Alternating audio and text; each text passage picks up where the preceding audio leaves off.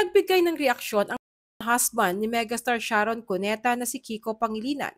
Isang araw matapos ang matagumpay na concert ng dating mag-asawang sina Gabby Concepcion at misis niyang si Miss Sharon Cuneta na ginanap sa MOA Arena nitong October 27 na tinawag na Dear Heart. Pero marami ang naintriga sa makahulugang mensahe ni Kiko. Panoorin natin.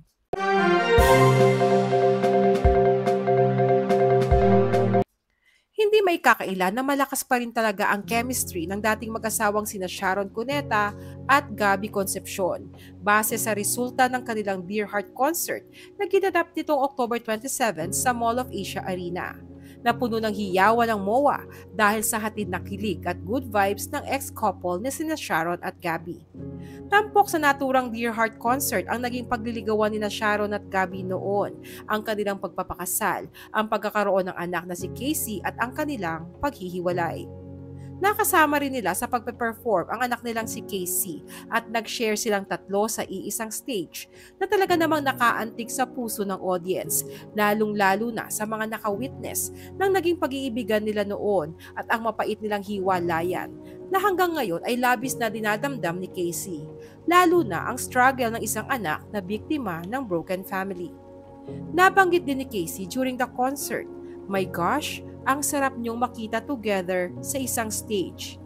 Ultimate dream umano ni Casey ang makitang magkasama at maayos ang samahan ng kanyang mga magulang.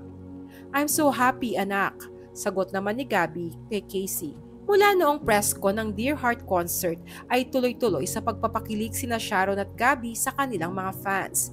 Kasama rito ang yakapan, lambingan na may holding hands. Tanong ng marami, ano ang nararamdaman ni Kiko kapag nakikita niya ang misis niya na nakikipaglambingan sa dati nitong asawa? Inulan ng papuri ang social media post ni Senator Kiko Pangilinan nang ibahagi nito ang litrato nila ni Sharon habang nakasuot ng pangtulog at mahigpit na magkayakap sa loob ng kanilang bahay. Caption ni Kiko, "Kapag natapos na ang oras sa trabaho," at sinundan ito ng sunod-sunod na heart icons na tila ang ibig sabihin ay sa kanya pa rin uuwi ang kanyang asawa at ang yakap niya pa rin ang babalikan nito kapag tapos na ang palabas. Nakangiti rin sina Sharon at Kiko sa naturang litrato, pahiwatig na payapa sila sa piling ng bawat isa. Nagkomento naman rito ang panganay nilang anak na si Frankie Pangilinan. Saad niya sa caption, "Lord, I see what you have done for others." Na tila ibig ipahiwatig na nakikita niya ang kakayanan ni Lord na gumawa ng sweet couple na tulad ng mayroon ang kanyang mga magulang. Samantala, marami naman ang nagkomento na obviously ay totoong friends na uli ang ex-couple na sina Sharon at Gabby na walang halong plastikan ang working relationship nila.